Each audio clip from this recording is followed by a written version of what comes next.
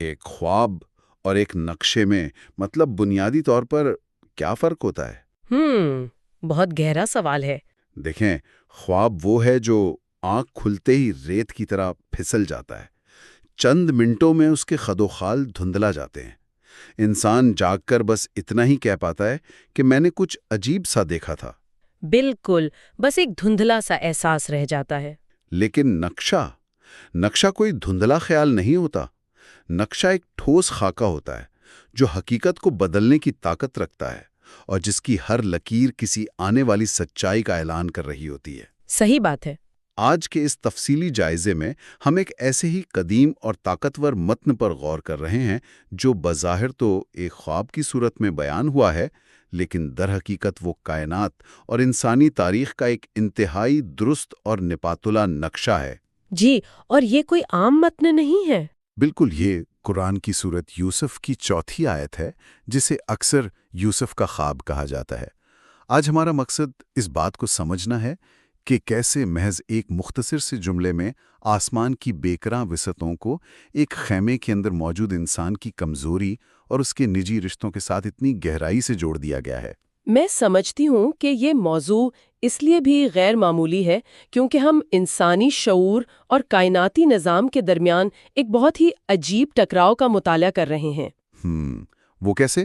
دیکھیں، نفسیات ہمیں بتاتی ہے کہ خواب عام طور پر ہمارے روزمرہ کے خوف، خواہشات یا لاشعور کی بے ترتیب کہانیاں ہوتے ہیں۔ ہم دن بھر جو سوچتے ہیں، رات کو وہی الٹی سیدھی شکلوں میں نظر آتا ہے۔ جی ہاں، بالکل ایسا ہی ہے۔ لیکن جس متن کی ہم آج تہیں کھول رہے ہیں وہ کسی بچے کے الجھے ہوئے لاشعور کی پیداوار بالکل نہیں لگ رہا۔ یہ ایک ایسا مربوط ویژن ہے جس میں ہر علامت کو مطلب ریاضیاتی حد تک درستگی کے ساتھ رکھا گیا ہے۔ واو! اور اس سے بھی زیادہ حیران کن بات وہ فریم ہے جس کے اندر اس اتنے بڑے کائناتی واقعے کو بیان کیا جا رہا ہے۔ چلیں اس بات کی تہیں کھولتے ہیں۔ میں چاہتا ہوں کہ ہم کائنات، ستاروں اور سورج کی طرف جانے سے پہلے اس فریم یعنی اس منظر کے جذباتی پس منظر کو سمجھیں۔ جی، یہ بہت ضروری ہے۔ یہ کہانی شروع ہوتی ہے ایک خیمے یا شاید ایک کمرے کے ایک خاموش گوشے سے۔ الفاظ ہیں اذ قال یوسف لابیہ یا ابتی، یعنی جب یوسف نے اپنے والد سے کہا اے میرے والد۔ اب ایک لمحے کے لیے سوچیں، اگر کوئی انسان کوئی ایسا منظر دیکھے جو اس کے ہوش اڑا دے، جو دنیا کی حقیقت کو چیلنج کر رہا ہو، تو انسانی جبلت کیا کہتی ہے؟ انسان گھبرا جاتا ہے۔ بالکل، وہ سیدھا جائے گا اور کسی ایسے شخص کو ڈھونڈے گا جو خوابوں کا ماہر ہو، کوئی پروہت ہو یا کوئی بادشاہ ہو جس کے پاس طاقت ہو۔ لیکن یہاں خواب دیکھنے والا ایسا نہیں کرتا۔ وہ اپنے سب سے قریبی رشتے یعنی اپنے باپ کے پاس جاتا ہے۔ اسے اس زاویے سے دیکھیں کہ ایک بچے کے ذہن پر اس ویژن کا کتنا بھاری بوجھ ہوگا۔ یہ کوئی عام خواب نہیں تھا جس پر صبح اٹھ کر ہنسا جا سکے۔ صحیح۔ جب انسان کے اندر اتنی بڑی سچائی اترتی ہے تو وہ اسے چراہوں پر نہیں بانٹتا۔ اسے ایک محفوظ پناہ گاہ کی ضرورت ہوتی ہے۔ وہ جانتی ہے، میرا مطلب ہے وہ انسان جانتا ہے کہ اگر اس نے یہ بات کسی اور کو بتائی تو شاید اسے پاگل سمجھا جائے گا، یہ اس کا مذاق اڑایا جائے گا۔ یعنی وہ ایک طرح کی پناہ ڈھونڈ رہا تھا۔ بالکل، اور باپ کا انتخاب صرف خونی رشتے کی بنیاد پر نہیں ہے، بلکہ یہ اس انتہائی غیر مشروط بھروسے کی علامت ہے جو انسان کو ایک شفیق اور دانا ہستی پر ہوتا ہے۔ مگر مجھے یہاں ایک الجھن ہے، کیا یہ صرف بھروسے کی بات ہے؟ آپ کے ذہن میں کیا آ رہا ہے؟ میرا مطلب ہے، کیا یہ بھی تو ہو سکتا ہے کہ وہ بچہ صرف ڈر گیا ہو اور اس نے ایک روایتی سہارا ڈھونڈا ہو؟ کیونکہ جب ہم کہتے ہیں اے میرے والد تو اس میں ایک عجیب سی پکار، ایک ولنریبلٹی محسوس ہوتی ہے، کمزوری کا احساس ہے۔ آپ نے بالکل درست لفظ استعمال کیا، ولنریبلٹی۔ یہ صرف ڈر نہیں ہے، یہ شعور کی وہ حالت ہے جہاں انسان جانتا ہے کہ اس کے پاس موجود علم یا ویژن اس کی اپنی جسمانی اور ذہنی عمر سے کہیں بڑا ہے۔ واہ، کیا بات کہی آپ نے! اے میرے والد کی پکار دراصل اس کائناتی بوجھ کو بانٹنے کی درخواست ہے۔ وہ باپ صرف ایک رشتہ دار نہیں ہے، وہ ایک لنگر ہے، ایک اینکر ہے۔ ایک اینکر ہے، بالکل۔ جب کائنات آپ کے سامنے اپنے اصول توڑ رہی ہوں تو آپ کو زمین پر کسی ایسے شخص کی ضرورت ہوتی ہے جو آپ کے قدموں کو اکھڑنے نہ دے۔ یہ اس متن کی خوبصورتی ہے کہ اتنی بڑی کائناتی پیشن گوئی کا آغاز ایک انتہائی جذباتی اور کمزور انسانی لمحے سے ہوتا ہے۔ یہ بات واقعی سوچنے پر مجبور کرتی ہے کہ بعض اوقات کائنات کے سب سے بڑے راز ان تنہائی کے لمحوں میں دو انسانوں کے درمیان سرگوشیوں میں منتقل ہوتے ہیں۔ جی ہاں، بالکل۔ لیکن اب ذرا اس خاموش اور محفوظ ماحول سے نکلتے ہیں اور اس ویژن کی طرف آتے ہیں جس نے اس بچے کو یہ بات بتانے پر مجبور کیا۔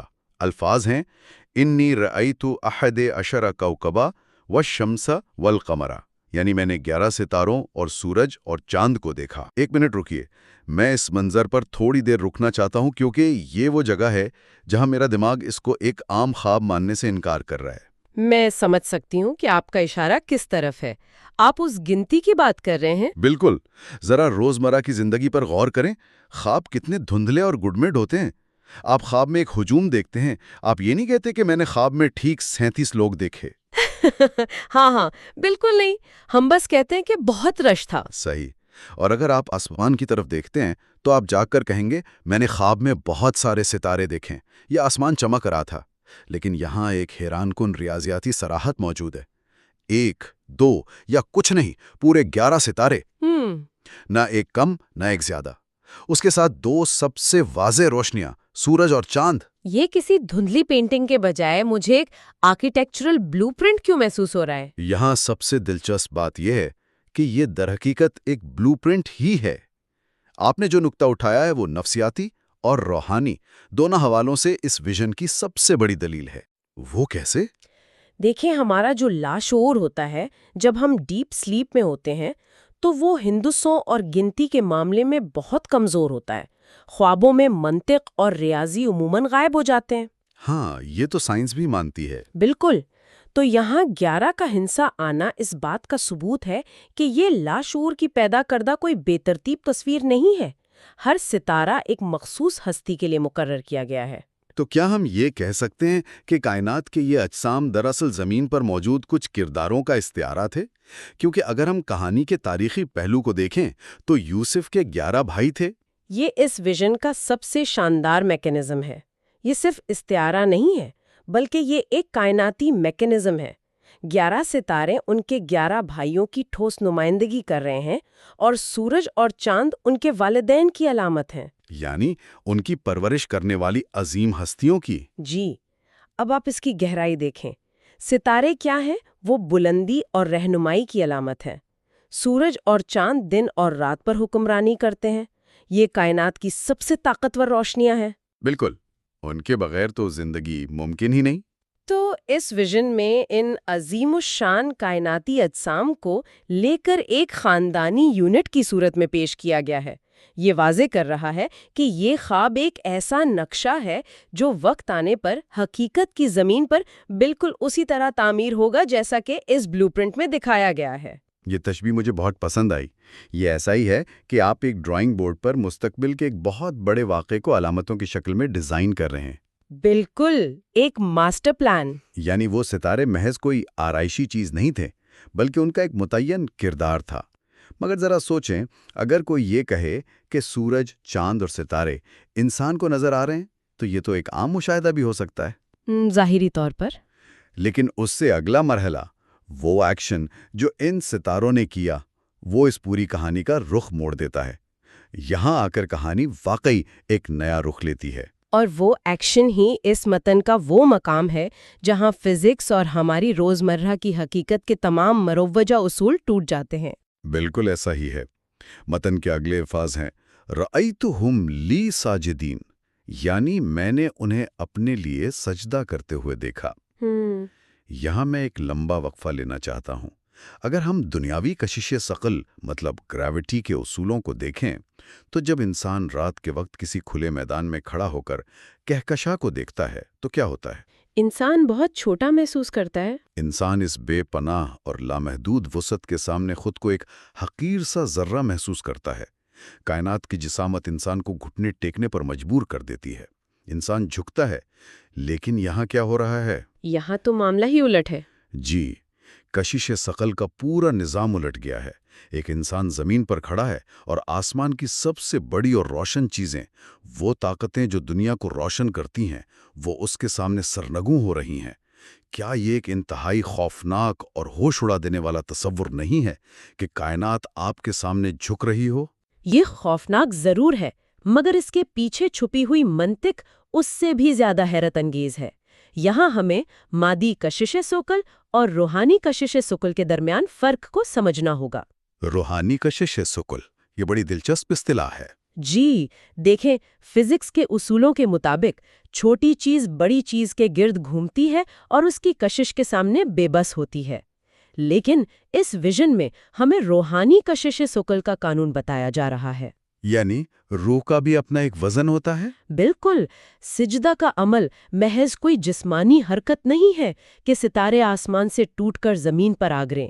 سجدہ ایک علامت ہے، مکمل اطاعت، تسلیم، عاجزی اور اس بات کے اعتراف کی کہ سامنے والے کا مقام تم سے بلند ہے۔ اچھا، یعنی وہ جسمانی طور پر نہیں جھک رہے، بلکہ وہ اس بات کا اعتراف کر رہے ہیں کہ اس فرد کے اندر جو سچائی ہے وہ ان کی کائناتی جسامت سے زیادہ بھاری ہے؟ بالکل درست۔ اور اس کا عملی اور تاریخی مطلب کیا ہے؟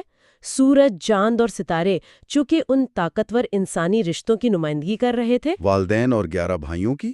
جی، تو ان کا سجدہ کرنا دراصل اس بات کی پیشین گوئی ہے کہ مستقبل میں تمام تر مشکلات، مخالفتوں اور بظاہر ناممکن حالات کے باوجود یہ تمام طاقتور شخصیات اس ایک فرد کی اخلاقی، روحانی اور دنیاوی عظمت کے سامنے جھکنے پر مجبور ہو جائیں گی۔ واہ، وہ عظمت جس کی بنیاد سچائی پر ہوگی۔ بالکل، یہ خواب اس بات کا اعلان ہے کہ کائنات کے نظام میں حتمی طاقت مادے کی نہیں بلکہ حق اور مرتبے کی ہوتی ہے۔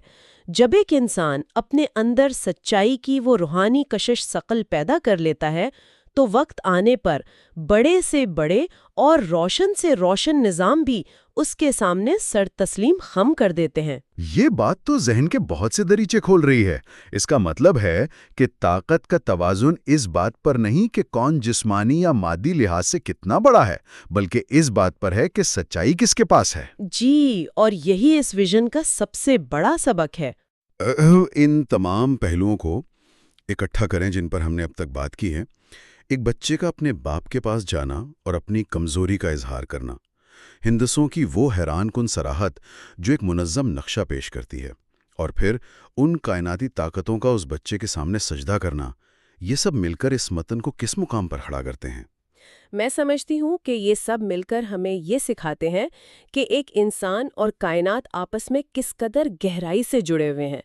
ہمیں لگتا ہے کہ انسان اس کائنات کا ایک غیر متعلقہ سا حصہ ہے، لیکن یہ ویژن بتاتا ہے کہ پوری کائنات کا نظام ایک سچے انسان کے گرد گھوم سکتا ہے۔ صحیح بات ہے۔ اور دوسری اہم بات یہ ہے کہ سب سے بڑی سچائیاں طوفانوں اور زلزلوں میں نہیں بلکہ تنہائی کے انتہائی پرسکون لمحوں میں نازل ہوتی ہیں۔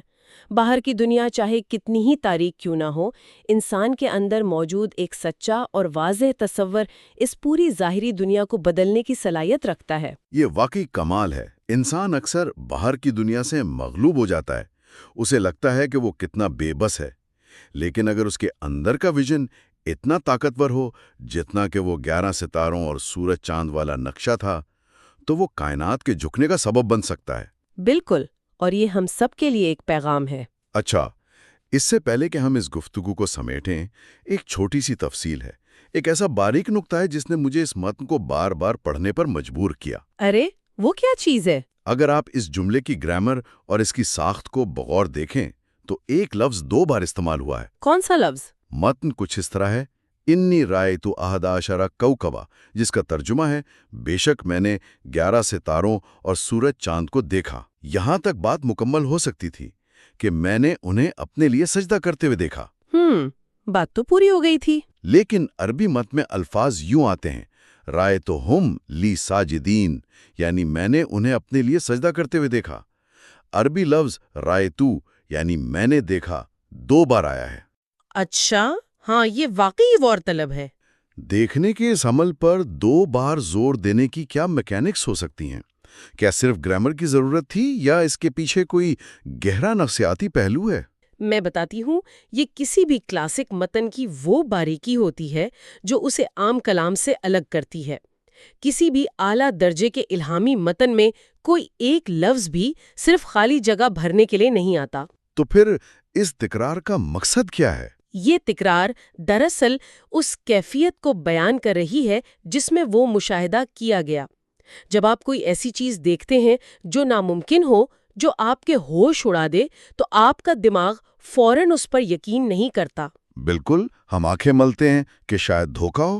جی، تو پہلا میں نے دیکھا اس بات کا بیان ہے کہ یہ کائناتی اجسام وہاں موجود تھے، لیکن جب وہ سجدے میں گرے، ایک ایسا عمل جو فزکس اور عقل کے بالکل خلاف تھا، تو ذہن کو اس غیر معمولی سچائی کو ہضم کرنے کے لیے دوبارہ اس کی تصدیق کرنی پڑی۔ واہ! دوسرا میں نے دیکھا حیرت اور حتمی یقین کا ملا جلا اظہار ہے۔ یہ اس بات کی گواہی ہے کہ ہاں، میری آنکھوں نے دھوکہ نہیں کھایا، میں نے واقعی یہ ناممکن کام ہوتے ہوئے دیکھا ہے۔ کتنا طاقتور خیال ہے یہ۔ پہلا دیکھنا محض مشاہدہ ہے اور دوسرا دیکھنا اس مشاہدے کی حقیقت پر مہر لگانا ہے، اور یہی وہ نقطہ ہے جس پر انسان گھنٹوں سوچ سکتا ہے۔ بالکل، یہ انسان کو اپنے اندر جھانکنے کی دعوت دیتا ہے۔ کیا یہ تکرار محض ایک خواب کا بیان ہے، یا یہ اس اندرونی بصیرت اور یقین کی اس انتہا کی طرف اشارہ ہے جو اتنی واضح تھی کہ جاگتی آنکھوں کی حقیقت سے بھی زیادہ ٹھوس محسوس ہوئی؟ جب کوئی انسان 2 بار کہتا ہے کہ میں نے دیکھا، میں نے واقعی ایسا ہوتے دیکھا، تو دراصل وہ بیرونی دنیا کو نہیں بلکہ اپنے اندر کی سچائی کو چیلنج کر کے اس کی تصدیق کر رہا ہوتا ہے۔ بہت خوبصورت بات کہی آپ نے۔ جب کوئی انسان کہتا ہے میں نے دیکھا، تو حقیقت میں اس وقت کون سی آنکھ دیکھ رہی ہوتی ہے؟ ظاہری آنکھ جو صرف مادی چیزوں کو دیکھتی ہے، یا اندر کی آنکھ جو اس کائناتی نقشے کو پڑھ لیتی ہے؟ کیا کبھی انسان کے اندر جنمنے والا کوئی خاموش خیال، کوئی خواب یا کوئی ویژن اتنا طاقتور ہو سکتا ہے کہ وہ ارد گرد کی ظاہری اور شور مچاتی دنیا سے بھی زیادہ حقیقی لگنے لگے؟ کیا انسان کے اندر کا ایک لمحہ پوری کائنات کے نظام پر بھاری پڑ سکتا ہے؟ یہ ایک ایسا سوال ہے جو صدیوں سے انسان کے سامنے کھڑا ہے اور شاید ہمیشہ رہے گا۔ آج کے اس جائزے کے لیے بس اتنا ہی، پھر ملیں گے ایک نئے موضوع کی گہرائیوں میں۔